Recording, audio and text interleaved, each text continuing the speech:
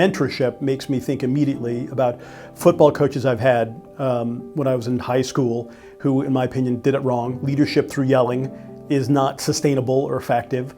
But in parallel, there was my dad, certainly my mom, and then I had this brilliant martial arts instructor.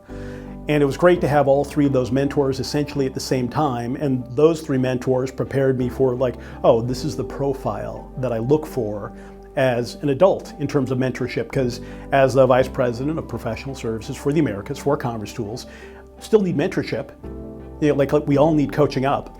So if I go back to the template that I think is mentorship for me, a mentor is someone who listens, someone who sees things that I can't see, someone who's unattached, so not my parents necessarily, but definitely my martial arts instructor, and cares, like has a deep level of caring. Certainly, of course, I hope everybody had that experience with their parents, a deep level of caring and that background of wanting you to do well. So that certainly maps on to having a mentor in the professional workplace. Unattached, so going to my disdain for my football coaches, but my love for my martial arts instructor was he wanted to give me all the information he could, and he also knew that I was going to process it and do with it what I could to the best of my ability, but that I also wouldn't do it exactly the way he would do it. So he had a bit of detachment, so knowing that he wasn't trying to make me a replica of him. So that's not mentorship. Mentorship, you have to allow the person to grow in whatever direction they're going to grow. It's organic. You can think of it as an agrarian process. Literally, the person is a verdant field of some kind. You're planting seeds, and they grow to the best of their ability. Most important decision I've made for myself as a leader is making sure I provide a space of psychological safety. We have hired some of the best here at commercetools, so I don't have to worry about that. I mean, I'm a part of the hiring process, but I don't have to worry about the who that we've hired. It really is making sure that they have the room to be the best they can possibly be. And I work with a highly technical team of solution architects, so I'm not necessarily checking their work. I'm not a solution architect myself. My background is in management, program management, and project management. But what I know is to have a team absolutely hit on all cylinders is that you need to give them the room, the psychological safety to make mistakes. You know, I don't have an official scorecard, but my hope is that my team is performing really, really well. But that means I also know they've made any number of mistakes. That they've come to me and they said, hey, this didn't go as well as it could have gone. Here's what happened. And we clear the air and then they move on. So I find that, I think that is absolutely critical. Teaching someone or coaching someone without a space of psychological safety, I think is useless. There are dual competing characteristics. Humility / the ability to listen. So someone with the ability to listen means they can process information, perhaps they know what to do with it tactically or strategically, but I find it needs to be paired with humility, because if you take in the information, but you're not humble enough to know that that information means that you as a leader need to change, then what good is it?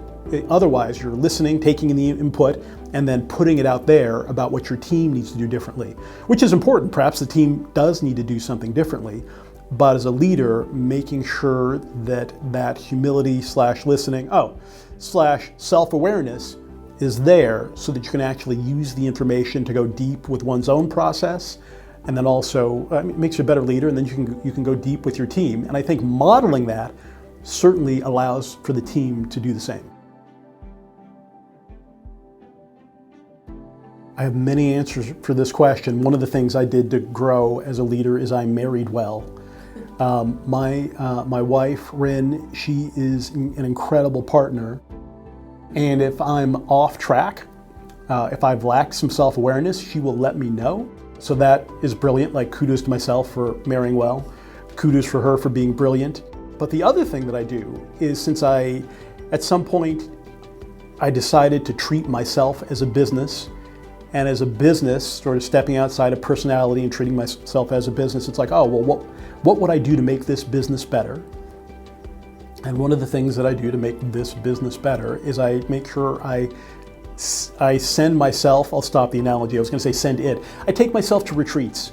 I take myself to places of silence so I can actually meditate, read a book, be away from my laptop, or I will seek out specific learning modalities so that I'm not at work. It's not necessarily, though I go to technology conferences, e-commerce and business conferences. That's of course important for the industry, but then also to make sure that I'm growing as a person so I can be a complete leader.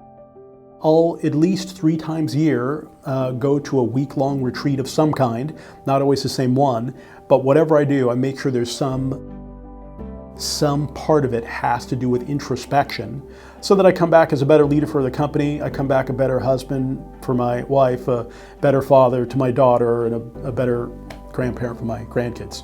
So time away, introspection, like honoring that sort of a deep learning, making time for that deep learning. I think we owe it to ourselves, if we owe it to ourselves, that means we owe it to our communities to be our very best at work. And I think when people think of being their very best, they think of train harder, work longer, see your family less. But I think it's the opposite. I think we need to be more connected now, more than ever, connected to family, and that will feed into, well, why am I doing what I'm doing? And if you can take the time to ask yourself why you're doing what you're doing, I have to believe you'll end up doing whatever it is you're doing better, or maybe you'll have the courage to stop. You'll have the courage to stop and take a breath and go, oh, I need to do something else. I need to put my talent somewhere else. I think at commercetools that we give people a lot of room, a lot of psychological safety. So once you get here, you can explore and you can find many, many things to do with your talent. So we hope you join the commercetools family.